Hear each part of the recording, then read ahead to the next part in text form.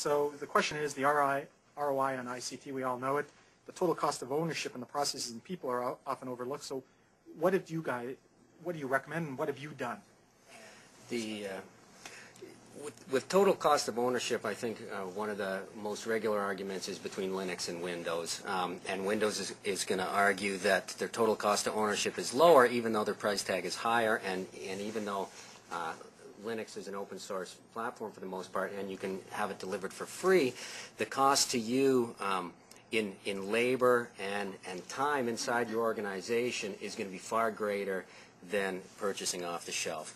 And there's, in our experience in our office, there are certainly arguments on both sides of that, and that's exactly why we have Linux doing certain jobs and we have Windows doing certain jobs, and we have a lot of marketing industry clients, and they have Macintoshes doing certain jobs as well. From the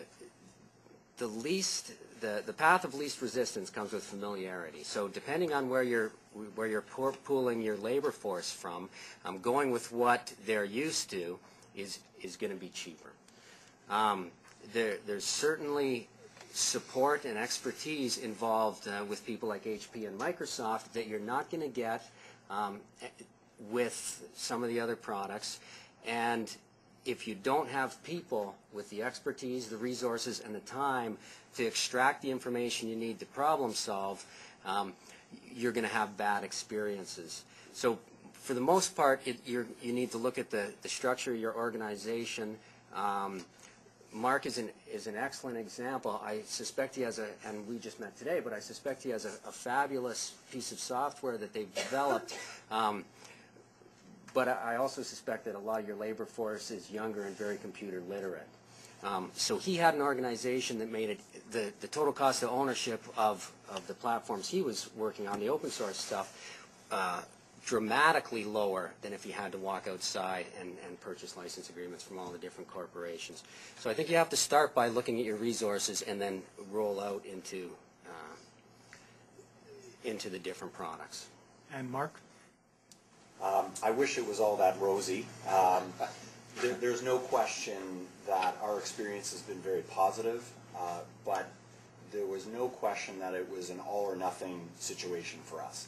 There was no way that we could go in 40% and implement without fully going the distance. And that came at a cost for us. When we were making that transition from a more paper-based organization, when I was first getting into the business, into a complete paperless web model, there were staff members that I had on hand that really struggled with that transition because it was always done this way and this made sense, and now I was implementing these new weird systems and getting excited about them, and not everyone bought into it.